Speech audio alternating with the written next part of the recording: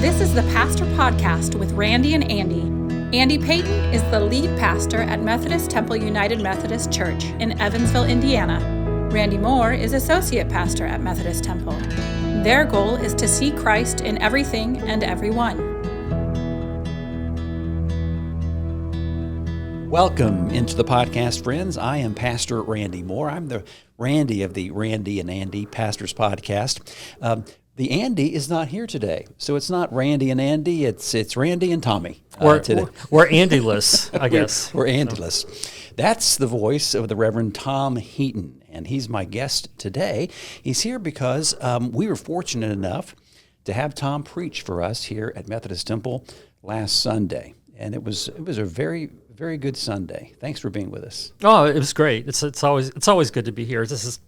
I think I shared with you before we started. This is a comfortable place for me. It's home in so many ways. So, well, tell us I could do an introduction, but just tell us your Methodist Temple story, and we'll get into some other areas of your resume after that. I started on staff here in the early 90s. Can't remember an exact year on that, but the early 90s, kind of helping out and doing some stuff in the youth ministry program. The youth director left, and I was asked to temporarily fill in on that program since I'd been assisting until they could hire a new director.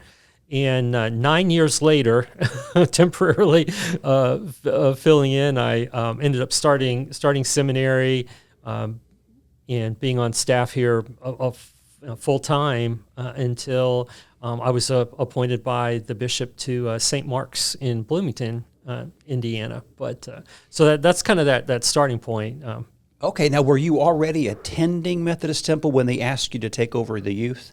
I was, but I hadn't been attending for real long. I was attending here with a friend who was actually the one doing the youth ministry program at the time, and she said, "Hey, would you like to help me on Sunday evenings?" And I remember being really impacted by the youth ministry program at my United Methodist Church back in Cincinnati growing up, and thought, yeah, if I can make a difference, I'd be glad to do that. So. And you were a lay person at the time. Oh yes, yeah. I wasn't. I'm an ordained elder, retired now in the conference, but I was again. I can't remember years, but it was. I was ordained deacon, which we were ordaining. There was a two-step ordination process for the United Methodist Church back then, and I was ordained deacon while I was on staff here at church about halfway through seminary. So that would have been in the late 90s. Okay. All right. So tell me about that, because like a lot of us, you are second career. So definitely. Tell us about your first career and the transition. First career, graduated from the University of Evansville with a Bachelor of Science in Communications. That was 1982. That year, I do remember, and I know.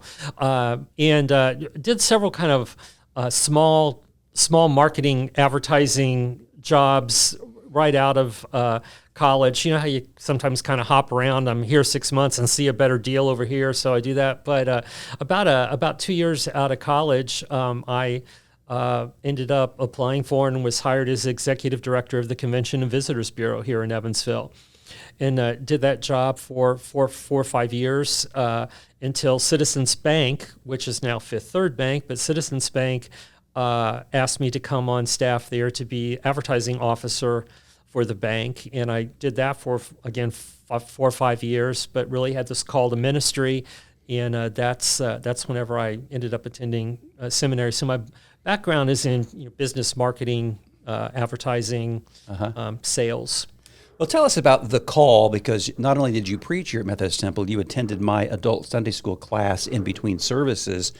And we were talking about the call to ministry, and I was talking about how it's a really, really important thing in ministry, and that one of the things that they do as a candidate for ministry is they try to make sure that your call is authentic, right?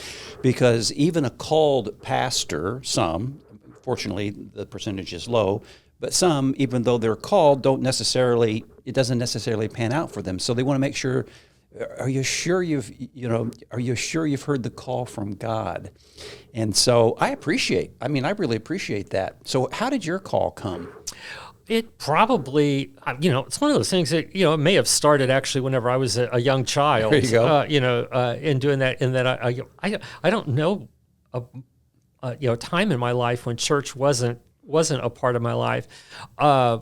Whenever I was in high school, I grew up in the Southern Baptist tradition, but when I was in high school, was invited by a good friend to join him one evening at his youth fellowship at the local United Methodist Church, and did that, and kind of the rest is history on my United Methodist connection from there. But my senior year of high school, had all these plans to leave Cincinnati, go to the University of Evansville, get a bachelor, get a degree in communications, and I was going to be, the biggest radio star around in doing that. And my youth pastor, the associate pastor of the church at that time, I clearly remember him saying to me at one point, "Hey, I know you've got your life all mapped out and things you want to do, but I see a lot of gifts in ministry in you. Just don't ever lose sight of that." And those words, I don't want to say they haunted me, but they were just always kind of there. And I think by actually sort of gradually stepping into ministry by helping in the youth ministry program, then kind of taking that over and taking on a few other responsibilities here within the church, I think that call from other people began to be confirmed. The affirmation of doing good work, doing good ministry, just kind of, I think, helps lead to that call. And people are called in a whole bunch of different ways, but mine was nothing dramatic. Right. It was more just, I think, gradual nudging and encouragement and support of people saying, "We see the gifts in you." Yeah, not to come to the end of your sermon before we even start the beginning, but one of the points, and there were many, many good points that you made in the sermon, at the end you said, "Who's next? Who's next?" The church supported you, and you entered ministry. They helped find your call, and you said, "Who's next?" And we really need that. That encouragement is so important. God uses human agency in these calls, and so God is still calling. We need to still do our role and nudge more people into ministry. It doesn't mean they're going to become pastors. It might mean somebody that picks up a ministry that may eventually work into something else. But there's a bit of a shortage in the United Methodist Church and probably in all denominations.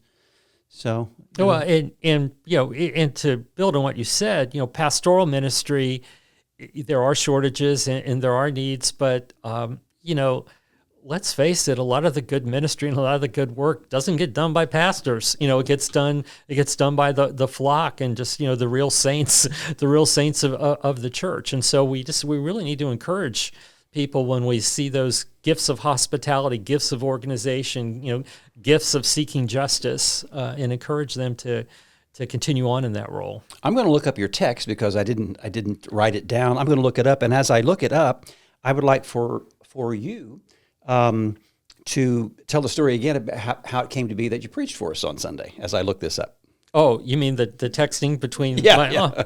It was. I think it was Friday afternoon. It was just before noon, and my phone dings, and it's a text from Andy. And Andy and I are, I feel like we're pretty good friends, but I don't often get texts from him. So I immediately kind of looked down, and the message was, "Hey Tom, I've lost my voice. I can't speak. I'm not real certain. I'm going to be able to speak Sunday. Are you available to preach?" And my response to him was, "Seriously?" It was like, yes, yes, I'm very serious. Just, give me a text you want to preach on. So I sent him that text. I didn't finish up this on Sunday morning because time was fleeting. But the last message I sent to him was, "If you're feeling better, feel free to say hasta la vista, baby," and I will step down and let you go ahead. So. Okay, here it is. This is Jeremiah 1, 4-10. Is that what it was? Right, yeah, the call of Jeremiah. The call of Jeremiah. Okay, so this is the text for Reverend Tom Heaton's message delivered here at Methodist Temple this past Sunday. "Now the word of the Lord came to me, saying, Before I formed you in the womb, I knew you, and before you were born, I consecrated you. I appointed you a prophet to the nations. Then I said, Ah, Lord God, truly I do not know how to speak, for I'm only a boy. But the Lord said to me, Do not say I'm only a boy, for you shall go to all whom I send you, and you shall speak whatever I command you. Do not be afraid of them, for I am with you to deliver you, says the Lord. Then the Lord put out his hand and touched my mouth, and the Lord said to me, Now I have put my words in your mouth. See, today I appoint you over nations and over kingdoms to pluck up and to pull down, to destroy and to overthrow, to build and to plant. I mentioned this in the Sunday school class. This, of course, wasn't the first time I'd read this or heard it read, this text, but man, it's strong. That's really good stuff. It is, and it's also a text that would be so easy just to fly through because you want to get into Jeremiah, and you kind of miss a lot that's going on in that passage. Yeah. So you told our congregation that you were going to unpack this a bit. So let's go ahead and unpack it. This is the call of the boy, Jeremiah. Right. Yeah. It's about 650 years or so before the birth of Christ. Jeremiah is living in it's easiest just to say in what we know as Israel today, in a town just a couple of miles outside of Jerusalem. His family was of the priestly tradition, and I mean scholars think he was maybe a young teenage boy at the time, and as the text tells us, God appeared. It doesn't exactly tell us how, but I picture God appearing to to Jeremiah, and basically saying, hey, before you even existed in this world, I knew you, and I have a plan for you, and that plan is to be a prophet to the nations, which I always say sounds exciting, doesn't it? Well, it really wasn't a very exciting job, because the role of the prophet was to basically call out people, point out their wrong way of living, and try to bring them back to the ways of God. And most people don't like being told they're living life the wrong way. And so the life of prophets was not a good one. And Jeremiah then goes on to make up excuses. I say he gave God two excuses instead of just one. But I'm too young, and I don't know how to speak. Mm-hmm. And God basically says that's nonsense. Mm-hmm. I will take care of this. I'm not even going to deal with the fact that you're young, because that's just not even an issue here. But your inability to speak, I will equip you for that. And to me, this is the most powerful part of the passage in so many ways. But the scripture tells us, the text tells us that God reaches out God's hand and touches Jeremiah's mouth.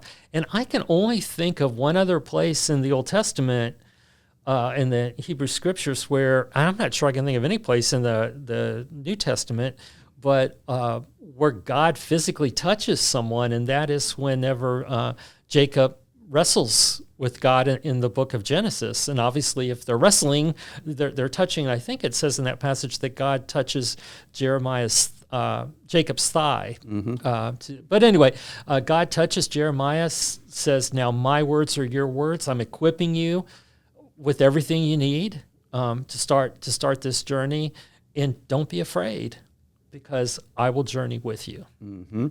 And of course, this led into the fact that you learned that in answering your call, you probably had more than two excuses. I know I did, as to why you couldn't do it. You weren't really equipped for it. You didn't have the skills for it. But you learned, not just through the scripture, but through experience and through life, that it's absolutely true. And you described the beginnings of Mission Guatemala, which you founded.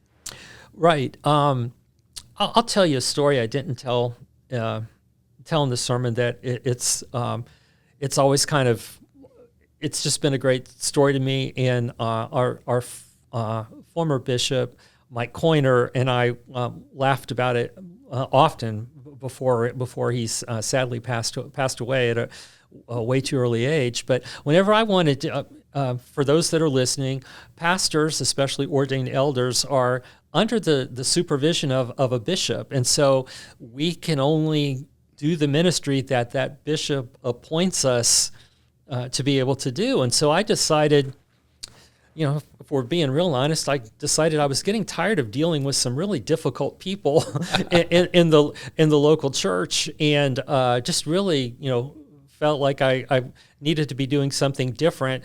I was hearing about children leaving scuff marks on the Family Life Center floor, and I'm thinking, I know children that don't have shoes. That's a crisis. So I went through my superintendent, who went to the bishop about this idea of doing work in Guatemala, and Bishop Coiner quickly tried to do everything he could possibly do to talk me out of doing this. He sent 2 superintendents, a senior pastor of a large church, and a president of a seminary to have a conversation with me about doing this. But I just, I really, felt this strong call to do this. The fun or the funny part of that story, and I like to tell stories, but the fun or funny part of that story about the call and just having to convince everybody that I really think God's wanting me to do this, is about 3 years later, Bishop Coiner decided he wanted the entire cabinet, all the district superintendents throughout the state, and some of the leadership and the conference staff to do a mission trip together, and they all came. Wow. Came down to Guatemala and spent a week there working. And it was Wednesday dinner. Mike and Marcia, his wife Marcia, were sitting across the table from me, and Bishop Coiner said, I don't know if you remember this or not, but I wasn't real keen on making this appointment. It was like, Bishop, how could I forget? And then he grinned and he said, bishops don't say this very often. Thank you for not listening to me. Mm. And Well, he probably had pressure on himself to keep you appointed locally. Well, I think in part of that call, part of his concern was part of my excuses on accepting this call, because I'm sitting back saying, if I do this, I'm out of the local church, and I'm out of the pension plan, I'm out of health insurance. I have a son that's in school that I need to figure out how I'm going to be in Guatemala and keep schooling him. I mean, I was making up all kinds of potential problems or reasons, and Bishop Coiner saw those same reasons. And so his reluctance to make that appointment was really out of genuine concern for me. Mm-hmm. And he, the last thing he said was, we have no money to give you. Good luck. I mean, he didn't say it exactly that way, but I mean, he was pretty clear on it. But when the reality sets in that, hey, this is really going to happen, and there's a I don't know if I'm going the direction you'd like to go in this or not, but I mean the other thing I remember, this is 15 years ago, but man, all of a sudden when the reality sets in that you're about to pick up your life and move to another country where you don't even know the language, and you're going to try to do a ministry that you have really no knowledge about, starting a medical clinic. I mean, just all of these things, begins to set in, and then you realize everything you're giving up to do this. I mean, there were some evenings I sat in the parsonage in tears because of the sense of grief that I was feeling of what I was going to be losing and leaving behind. And I'm sure I'm not the first person who's gone into a ministry like that that has felt that way. But there's a lot of giving up at the time, and so then you begin to make excuses about, well, maybe this isn't the time to do that. So yeah. So your message and your text from Jeremiah and the call of Jeremiah, and so you use stories to illustrate that God indeed does equip those He calls, and so. The beginning of it then, I guess, was, you said it was coming up on maybe 17 years ago, when you were at Mount Vernon First. Right. Mm-hmm. So what's the question? Well, you the beginning of it, you wanted to do this thing. Right. Yeah. So you wanted to do this thing. And how you got it started? Well, it was in Mount Vernon, and some people say, why Guatemala? I have 2 sons adopted from Guatemala, so I went there to complete the adoption with them, and saw the need that was there, and we would take trips back because I always wanted the boys to remember who they were and who they are and where they're from. And as we would take these trips back, we would be a little more brave, or I would be a little more brave every trip and venture to new places, to an orphanage and to different places I had never been before, and began to make relationships and build, friendships with people. And so, that was kind of part of that beginning of that call time there whenever I was at Mount Vernon first. So I don't know if that's the Yeah. Okay. Well, you talked about the fact that you went out there and you just didn't really know at all how you're going to be able to accomplish this. You went back to speak to some churches thinking that you were going to Yeah. I mean, in terms of God, here's the thing about that you left out there that I did say on Sunday, that God will never call you to do something without equipping you and providing the things you need to get that done in the time and place. And the time and place is an important part of that God knows is best, because we many times want God to perform on our time schedule. And God says, I have a better schedule. I have better timing for you.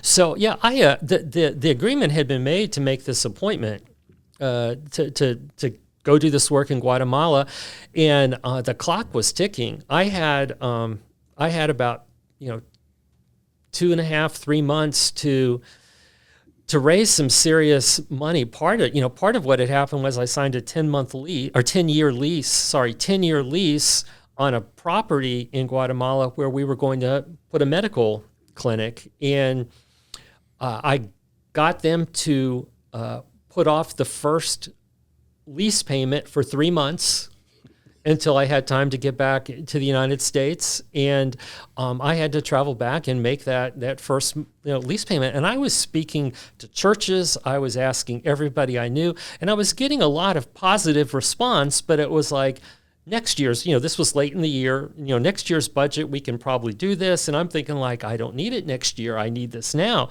to do. So I was invited by a pastor to speak at Shiloh United Methodist Church in Jasper, Indiana, on a Saturday evening service in late August. And I mean, the clock is really ticking now, because in about 2 weeks, I've got to come up with a lease payment for this building. And drove up to Jasper on that Saturday evening, and thinking I was going to walk in to speak to this wonderful crowd of people, and there were like 12 to 15 folks sitting there. And quite honestly, I got a little angry. I got angry and frustrated. I was giving up a Saturday evening with my son, to be there to do this. It's a few hour drive to Jasper, and and back, and the clock and the time difference. And but I went ahead and shared my story. Traveled back down to Evansville, still a little frustrated, and about 5-6 days later, I got a phone call from the man who was acting as sort of treasurer for this new organization, and someone in that Saturday evening service who I did not know and honestly don't remember meeting sent us a check for $20,000 to get Mission Guatemala started. And all she wrote in the bottom of the check was, I want to be a part of what you're doing. And, I learned a real valuable lesson that evening.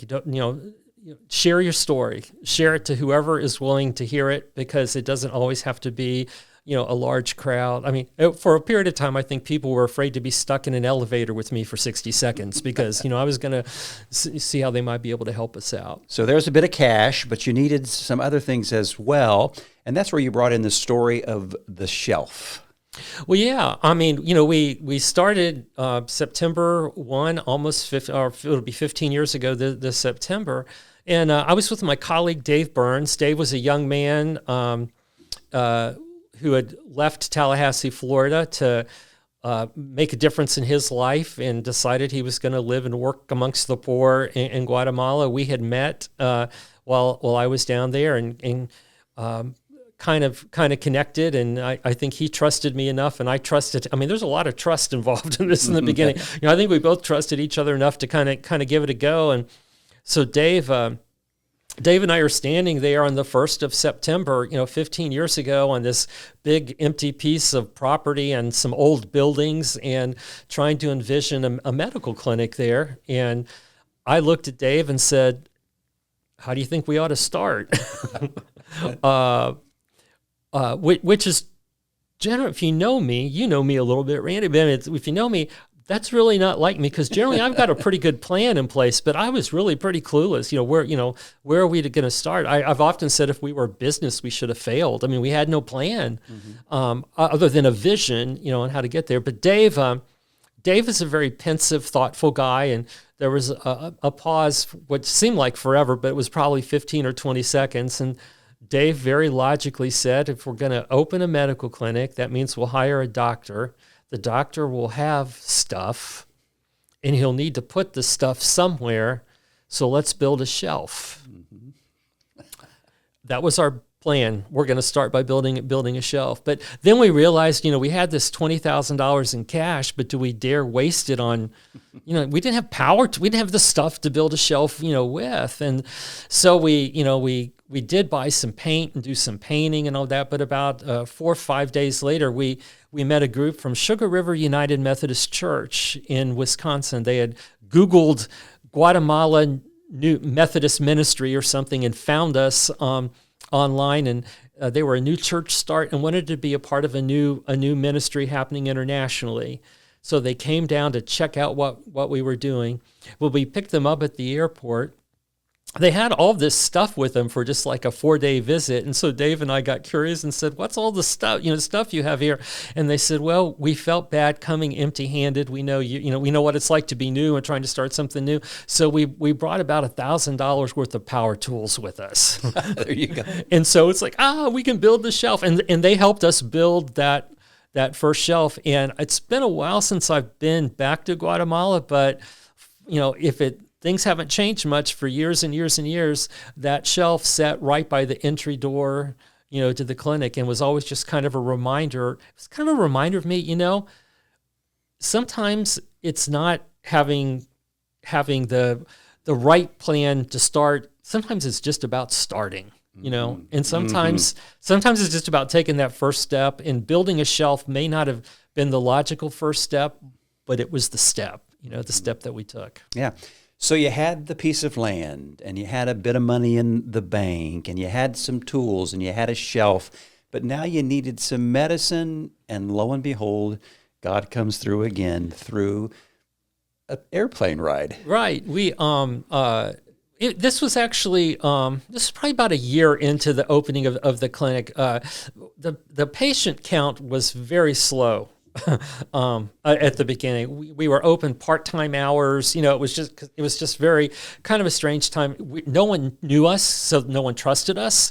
I learned such an important lesson in the value of building trust in a community whenever you're starting a ministry there. But it doesn't do any good for people to come in to see the doctor, and the doctor says, "Hey, you are sick. Here's what you have, and here's the medicine you need. Good luck." You want to heal people, and so you need medicine many times to do that. And we were having a hard time finding medicine at reasonable cost because we didn't have a whole lot of money to work with in doing that. We did ask patients to contribute just a small portion of the medicine costs because we felt like they ought to own their health care a little bit. But was flown back to the United States about a year or so after the clinic opened to speak at 2 Indianapolis area churches on their Mission Sundays, and was flying back to Guatemala, and got my plane in Atlanta, and a gentleman sits down on the seat next to me, and I always joke, I wait in my head, do I talk to this guy? I might be in a 3-hour conversation I don't want to have. And so I kind of opted to smile and nod, and we didn't really enter into a conversation until it got close to landing time. And just through all the shuffling around, we were kind of hitting each other and all that, because he was putting away a laptop. And come to find out, as we had this very short conversation together right before the plane landed, he was the Latin operations director for a company called Kaplan Point, which is actually based out of India, and they ship drugs. They're the largest generic pharmaceutical brand in Guatemala, or they were at that time. I could just picture God saying, okay, I put him in the seat next to you. You're not reacting. You wouldn't even talk to him. You wouldn't even talk to him. So I'm going to have him slap you and get a little bit of sense into you. So, he elbows me and that starts the conversation. But, he's the operations director for the largest generic pharmaceutical company in Latin America. And through an email exchange and a quick conversation, 30 minutes later, I get an email from him telling me that we can now buy medicines from them at cost and attached a price list of medicines. And we immediately saved almost 40% on all of our pharmaceutical needs at that time. And once again, God will provide. In the time and place that God knows is best. Always add that, absolutely. Yeah, and so then you talked about, as you said, you could tell hundreds of stories, but I was moved by the fact that you were able to feed so many children there. Yeah, and a lot of that was just kind of, you just try to kind of capitalize on what you have at the time to do. And so, we would, even in our very earliest of days, because I had been a pastor in the conference for so many years and had really built up a lot of good friendships and trust in people. From our earliest days, probably before we were equipped and ready to even deal with it, we began to have mission teams from the States want to come down and help us do things. I just always laugh because people always used to talk about how organized we were, and I would just shake my head going, we are 45 minutes ahead of you. We are not organized, but we're faking it well, and we are 45 minutes ahead of you in our thinking and process. But a lot of those folks came down and wanted to know, how they might be able to make a difference. And we talked about this dream of a feeding program, and so people kind of began to contribute to that. And over time, we built a relationship with an organization. At the time, it was called Feed My Starving Children, but then it became it was Kids Against Hunger. Then it became Pack Away Hunger. We built a relationship with them and began to get freight containers of a rice, highly nutritious, vitamin, loaded, rice product that we could use at meals. And, before we knew it, we were in several villages feeding kids lunch every day after school. School there was only early morning until noon, and then kids would go home. It's a very short school day compared to ours. But and we heard story after story about how, kids' grades improved. Everything began when kids were getting proper nutrition. Things improved within the school. Grades improved. Work improved. Now the Mission Guatemala no longer does that program because the government of Guatemala kind of finally stepped in and began providing these to communities and schools. And so there wasn't a need for us to fill that void anymore, and we opted to take those resources and use them in a better way. Mm-hmm. And so as you wrapped up your sermon, and we mentioned this in the beginning, you said, who's next? Who's next to respond to the call of God? Who's next to sense that nudge and do something about it? And then who's willing to accept this help from places like Methodist Temple as you thanked the congregation? But then something that we developed even further in the Sunday school class was a lot of people might hear the call, but fear paralyzes them from responding to the call. Such an important aspect, and it's in that text. Fear. We humans are fearful creatures. I would say a lot of the times, there may be some reason to have some of those fears. A lot of times, though, I call it, it's from an old song, but I call it, we create giants in our fears, the giants that really don't exist. But, we look at the absolute worst possibility of what may happen. We are fearful creatures. And, I often point out almost everywhere in Scripture, before God speaks to someone or a messenger from God speaks to someone, the first words they utter are, "Do not be afraid." Mm-hmm. Do not be afraid, because God knows we are fearful creatures. And so I think if you can muster the, for me, this is me, and this is the point I am in my life because I've lived and experienced so many things. But, I just always play out, what's the worst thing that can happen? And can I live with that? Yeah, I can live, I can live with that because the end result could be so magnificent and so great. So I can live with that worst possible thing. Dave and I often talked with Mission Guatemala in the early days. We talked about our guiding purpose, or our one of our guiding lights is going to be, we are going to do the right thing. Mm-hmm. We are not going to make excuses on why we can't do the right thing. We are going to do the right thing. And if the right thing means we run out of money and the organization closes and we can't keep going anymore, what a great way to close an organization for doing the right thing. Mm-hmm. And so, but fear is something that just always gets in the way. But if you can push through that fear and learn to truly step out in faith, God has never let me down. I just don't know how else to say it. God has never let me down. Yeah, the tricky thing is, and you alluded to it, fear is a good thing. It's built into us to protect us, but we tend to overblow it. Right. Yeah. Well, fear, we tend to take that fear and then begin to use what Jeremiah does or Moses does or Noah does or whatever, but we use that and we begin to use fear as a reason to make excuses. Mm-hmm.